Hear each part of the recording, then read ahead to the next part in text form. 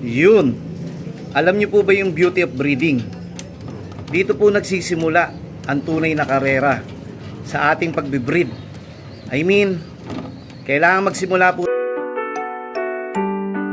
Meron akong nakilala, ang pangalan ay Dennis Palma. Sa oras ng pangangailangan, siya'y madaling malalapitan. Sa mundo ng kalapatiran, ang ibon niya'y maaasahan. Kaya ang tangi kong hiling sa'yo, boss bait, palagi kang mag-iingat at palaging good health. Yun. Alam niyo po ba yung beauty of breeding? Dito po nagsisimula ang tunay na karera sa ating pagbe-breed. I mean, kailangan magsimula po tayo sa tama. Marami pong magagaling na ibon, puro first overall, lap winner, first overall lang 3 laps, 2 laps, polling winner and max winner o motorcycle winner. Pero maraming hindi nakakadulo. I mean, doon lang po sila magaling. Doon lang po sa kanilang pag tinawag pong 250 kilometers to 300 short distance po. Ito si Parin Dani, pare tapusin ko lang to. Then pagka 300 to 450 kilometers po, puro trophy, puro polling winner and side bet winner. Yun po, napakahusay din po nila. Ang tawag po doon, middle distance. Natakal na po natin yan. At yung pinakagamit po natin dito, yung long distance. Yun po yung mababagal pero matsatsaga umuwi. Pero hanggang dulo nakakasama tayo. Nakakalaban natin yung mahuhusay, nakakalaban natin yung magagaling. At pwede tayong mauna sa kanila o manalo para manalo sa kanila. At kung hindi naman tayo nanalo, nakakalaban naman natin yung mga nag-champion at magaling. Pero ang kinaganda nun, napatunayan nyo yung ibon na hawak nyo o yung pamilyang hawak nyo, dumudulo. Lumalaban hanggang dulo. Yun po yung beauty of breeding. Kailangan po mag-start po tayo. May materialis na kayong maganda at marami din pong magaling na ibon na nagcha-champion hanggang dulo. Ang problema po natin doon, alamin nyo po kung kailan po sila nag-champion. Alamin nyo po kung baka nun lang sila nag-champion after ilang years hindi na po naulit. Kasi po yung tinatawag na parang Manny Pacquiao, yun lang po yung magaling. Pasintabi po. Yun po, kaya dito sa breeding, pagkahusayin nyo yung selection nyo, kailangan hindi basta tayo, umambo na po, kailangan hindi po tayo basta-basta gumagamit nang hindi po natin alam kung ano yung kahinat na ng pamilya. Kasi sayang yung panahon. Kayo naman makakatuklas yan eh. Doon sa mga nagtatanong, ano nyo po yung history ng ibon nyo o yung pamilya. Boss Idol Bait, bakit po ganun? Pagdating ng 300, 400 kilometers, o kaya, Boss Idol Bait, bakit ganun? Malas yata kami pag tumawid ng dagat. 3 taon na kami naglilipad, ni minsan di pa kami nakapagpatawid ng dagat. Alamin nyo po, subukan nyo po, baka mamaya hindi na yung sistema may problema eh. Yung gamit nyo ng materyales na, nga po, puro trophy po sa una, pero ang labanan po talaga, alam nyo naman po yan, alam po nating lahat, na tayo po ang ganduluhan sana kasama sa kwentuhan. Hindi po madali magpanalo, kaya napakahirap. Wala namang magaling dito eh. Wala namang kasiguraduhang mananalo ka eh. Pero ang punto dito, pagka ikaw ay kasama sa dulo, kasama ka hanggang dulo sa kwentuhan, ang punto dito, para ka na rin nanalo. Kasi, parang championship ng basketball yan eh. Nakakalaban mo yung magaling, nakakalaban mo yung idol mo, nakakalaban mo yung nag-champion. Hindi lang ikaw ang pinalat o hindi pa natin panahon o hindi pa tayo tinadhana. Pero yung katotohanan, maging masaya ka na. Kasi panalo na yun eh. Kasi biro mo, hindi pa matatawag na panalo yun, nakakalaban mo yung magagaling. Ilang libo kayo naglilipad. Sa dulo, ilan na lang kayong nagsasama-sama o nagtutunggali. Ayan, di ba po? Malaking bagay na po yun. Yung makakalaban mo yung mahuhusay. Kaya tayo po, aralin po natin bawat taon. Meron po kasi tayong pagkakamali dyan, meron sobra, meron kulang sa ating ginawa. Kaya nga po kami, inaasa ko kay Mang Lloyd yung south namin, yung north, okay din po, inasa po natin. Pero sabi ko kay Mang Lloyd, maging materialis natin yung pagkakamali natin, maging materialis natin yung sobra natin o yung kulang natin. Oops, parang, buhay. Ayan po, kala ko maliit lang, kapipisa lang. Mang Lloyd, ito na yung magulang na naglabas ng Katbalogan Daybird mo, dalawa. Mag-nestmate. Ganun po, aralin po natin yung ating ano. At saka hindi porke maganda na yung pamilya na ginagamit nyo, hindi porke family of winner na makampante na kayo.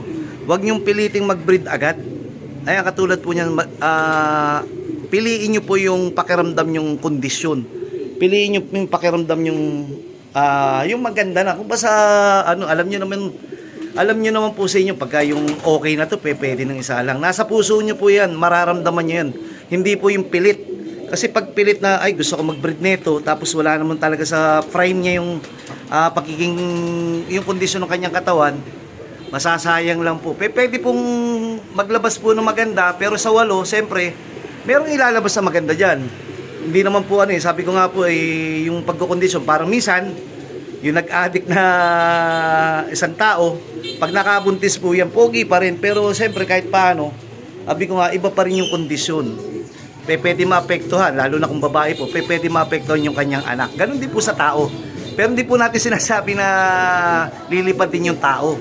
Ibig sabihin, siyempre, yung panganganak o yung pagdadalang tao nung nagbibisyo, ano ba, yung nagbibisyo, nagiinom o nag-a-addict, pangit po, baka maapektuhan yung anak. Di ganon din po sa ating mga panlaban, hanggat maaari po i-kondisyon nyo na yung bago nyo isalang para hindi sayang din po ilalabas kasi dadating din po yung time na makikita nyo hindi healthy yung anak. Nag-ubos po kayo ng panahon, nag-ubos po kayo ng oras at yung pagkakataon ng ibon. Imbis na 1 buwan o 2 buwan pa na makukondisyon, malapit na, ipinilit nyo po kasi nagmamadali kayo o gusto nyo kasi yung lahi kagad po nun. Natakam lang po kayo. Ayan po, katulad po niya makikintab na pero may konti pang kulang pa sa puti sa pulbos. Hindi pa po masasalang yan. At pagtapos pa po niyan, ibubukod-bukod pa po ng ganyan. Ganyan po yung simpleng pamamaraan natin, bubukod-bukod po. Saka natin lalagyan ng kanya-kanyang pares. Ayan po. Itutuloy po natin, pipirma lang po muna ako sa labas. Nandito si Parang Dani. Pipirma lang po muna ako ng cheque ko. May delivery po kami ng mga sigarilyo at saka sa tindahan. Hanap buhay muna po, saglit po. What's up mga ka-showbiz? Yun Salamat! Eto, ang tawag dito, pumirma lang po tayo ng cheque. Sumatotal, siyempre, una muna trabaho. Then, dala na po ni Parin Dani, Omar Jerez or Geres Bawin. Thanks, Idol Bet. Ito po yung napili po natin sa isa nating, di ba, nagano po tayo, naglambing. Habi ko po, comment lang po kayo. Then, malay nyo, isa kayo sa mapili. Mag-share lang po kayo. Malay nyo, isa kayo sa mapili. Ayan po, isa sa napili po ni Bite. Pero may ano po si Bite Meron po sasabihin si Bite, uy, nang itlog no. Naku, may tama pa yata, may basag pa. Naku, lagot. Ano ba yan? Hindi talaga marunong tumagano. Minsan na lang mangingitlog, may basag pa. Hindi na ho, pwede to. Tignan nyo po, pagkaganto. Yung iba po, ayan po, mapapasok na ng buhangin to ayan. Yung iba po, tinitipan to paikot. Pero ako po, ito, kung pwede pantipan to, paikot. Pero siyempre, i-consider na nating reject po to. Hindi po yung reject yung laman ang reject po dito yung yung pagiging basag niya. Iitlog pa ng isa yan, siguro payayaya na lang natin. Then, ganyan po, minsan ang breeding. Matalinhaga yan. Gusto mo yung binibreed mo pero merong nagbabasag ng itlog. Ito po, katulad po nito, matalinhaga po. Tignan nyo po yung tsura Mukhang Tagalog. Mukhang Netoy.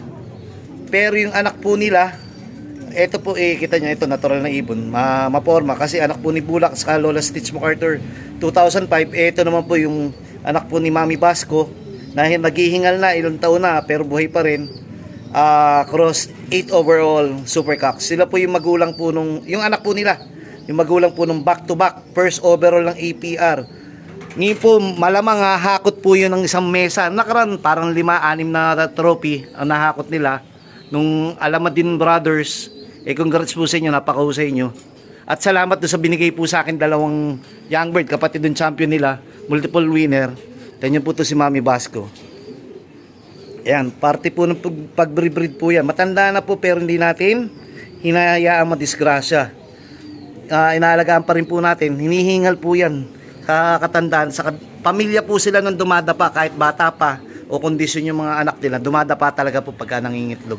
Part na po yan. Kahit meron po tayong mga calcium, meron po tayong mga grits dito, may pink mineral o ano. Wala po, part yan. Yun po, beauty of breeding. Katulad po niyan, may history. Kailangan nauulit. Pwede nyo din ulitin na naman yung anak nila. Ayan, katulad po yung mga sila Victor Lim Kawayan, pwede nyo pong ulitin. Mamaya tatakel po natin about do sa gift bird, saka baka naman tatakel po natin. Ayan, katulad po nito yung mga anak ni Tanse, kapatid ni Tanse, pwede po natin ulitin. May problema po to si anak ni Tanse, ito papakita ko po. Healthy kung titingnan. Tingnan nyo po, healthy. Ito po yung tatay ni Tanse, ayun po yung blue bar nanay ni Tanse. Ito po healthy kung titingnan. Kung titingin lang po kayo. Yan po, healthy, di pa po. Tingnan nyo po lahat ng kabuuan, pati puwet. Ayan. Healthy po, wala pong problema. Yung kabila po, tingnan nyo. Healthy po, ang laki-laki yun. Nakaperso ko pa. Healthy po. Pagdating po sa puwet, ito po yung tinatawag, pasintabi po Yan po, may bukol. Iyan po, pwede nyong pisilin yan, then lalagyan yung ginseng. Yan, napisil ko na po yan, may natira pa. Ay, iano ko yan. Para malaman po natin, maintindihan, mayroon po tayong matutunan. Yan po, pag natanggal po yung, may tawag mo sa magmamanok po nito, kayo pa-comment na lang po. Pag natanggal po yan, gagaling na po yan, hinahaya lang po natin kung basta matuyo para isang pisaan na lang, tanggal lahat. Pwede ko sanang i-video, wala nang hahawak ng cellphone ko. Pipisilin nyo lang po to. Ayan po. Ayan, pasintabi po. Hindi ko po matutuloy. Dahan-dahan lang po pipisilin nyo. Ayan, dahan-dahan din po lalabas yan. Kailangan mabuo nyo po yan. Pero wag na natin i-focus. Pagtanggal po nyan, kailangan nyo po ng ginseng. Ayan, ginseng violet. O nga pala, ito bigay po sa atin. Tawag dito, Wingmaster. Ayan po. Nagbigay po sa atin ng mga patukat saka ano po. Gamot. Yun po ito, yun, dahan-dahan ko na po napipisil. Matatanggal na po, ayan po. Tingnan nyo, lalaglag ko po sa mesa. Ayan po yun, buong buo tuyo na. Ngayon, lalagyan ko na po ng ginseng. Ang problema ko po, paano ko malalagyan kung hawak ko. Ayan, malinis na po siya. Ayan po, kita nyo po ba? Tapos yung ibon, ewan ko, wag ka lilipad kuya ha. Pang-stack kita, baka biglang lumipad ano pa naman po yun. Kita nyo, hindi pa ba healthy yan? Nagkataon lang siguro yung pusod niya. Kaya nga minsan, sinisilip po natin yung pusod. Mas mahalagang silipin natin pusod. Kasi po, pag yung pusod ng ibon natin, ayun, ng buhangin, na dumihan yung pusod nila, naiirita, nagkakaroon sila ng problema. Nagkakaroon po sila ng infection. At ito po yung nagiging ano. Hindi nyo naman po kagad mailalabas yan hanggat hindi lumalaki, hanggat dito natutuyo. Pero kung halimbawa panlaban po natin to, hindi na po natin mas maganda pagkapalaban, hindi umabot po ng ganito. Pero ito po part naman talaga na nag-iibon. Kasi nga, meron po tayo, katulad yan, nilagay natin basahan, tinanggal. Meron naman po tayong gantong klase ng itlugan. Yan po, teka na po. Meron po tayong ganyang klaseng nest. May kanya-kanya po, meron naman pong gusto buhangin. Kahit magbigay kayo ng grits, kahit magbigay po kayo ng, tawag dyan, ng pink mineral, tinutuka pa rin pa nila yung buhangin. Ewan ko po, nature nila yun Ayan po, malinis na ito, mapopokus na. Wala na po yung bukol, pero meron pa sa loob na sugat yan. Lalagyan nyo uli ng ginseng. Pangalawang tanggal ko na po yan. Tingnan nyo po, ang healthy ng ibon, ang laki Huwag ka lilipad sayang. Kaysa may ayan po, nakaperso ko po yan. Kukunin ko na po. Di ba po, ang taba, ang lakas kumain, balik ko na po. Mamaya hanguin ko na to, tatanggalin ko na. Itatabi ko po to bilang aking future foundation. Biro nyo, 13 trophy ng tatay nito sa kananay. Then, si Tansipa, Tacloban winner pa po. At si Tansipa, inilalaban po natin ngayon. Ngayon po natin nilalaban, ngayong uulitin po natin kung kaya niya pong magdalawang Tacloban po. Naway dito sa simpleng video po may natutunan po kayo at tuloy-tuloy po natin yung pagtulong sa kapwa. Siguro kahit paano humihiling po si Bait ngayong Kapaskuhan, pag may tutulungan po si Bait, pa-share na lang po o pa-like. O kaya kahit simpleng dasal na lang. Katulad po ngayon, meron na naman po tayong naka-ongoing na tinutulungan. Last nakaraan sa bulsa na po ni Bait, kinuha. yung pagtulong po doon sa na-aksidenteng matanda na parang naoperahan yung kilay o ano, tapos basta yung na-aksidente na bundol po ng tawag dito ng motor, okay na po si tatay. Nasa katuparan na natin. At meron pa po tayo mga ongoing para po doon sa mga diabetic. Sabi ko nga po, gusto ko sana rin, kasi bumili na po ako ng mga pang high blood amlodipine losartan galing po sa bulsa ni Bait. Gusto ko sanang dagdagan pa, makapag-out po ako ng ibon dito na para ipambili po natin ng gamot nga po. Pero kung hindi naman po, kasi alam ko napakahirap ng buhay. Kung hindi naman po tayo makapag-out, gagawin po ng paraan ni Bait. Hanggang dito na muna po paulit-ulit. Maraming salamat sa pagtangkilik sa Dennis Palma Channel. YouTube po natin yan at Love ni Bait. Ingat po kayo lagi at malapit na po ang Kapaskuhan o nandito na po ang Pasko. Sige po.